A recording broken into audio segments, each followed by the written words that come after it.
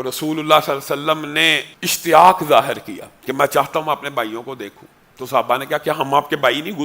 یعنی ایک درد دل کے ساتھ آپ کن کی بات کرتے؟ کہا نہیں نہیں، تم تو میرے صحابہ ہو، میرے بھائی وہ ہیں جو تمہارے بعد آئیں گے، اور ان میں سے ہر ایک کی خواہش یہ ہوگی، اگر آپ کی اور میری خواہش یہ ہے تو ہم رسول اللہ کی خوشخبری کے مستحق ہیں۔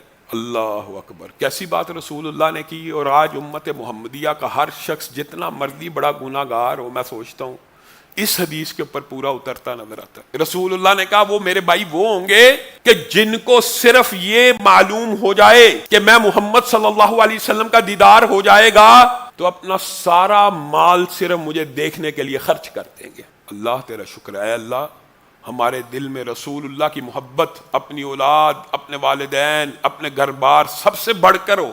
اور اللہ کی قسم میں یہ سمجھتا ہوں آج کا جتنا مرضی بڑا گناہ گار مسلم ہو، اس کو اگر یہ کہا جائے اپنی ساری جائیداد دے دے اور رسول اللہ کا دیدار لے لے، اللہ کی قسم رسول اللہ کا دیدار پسند کرے گا۔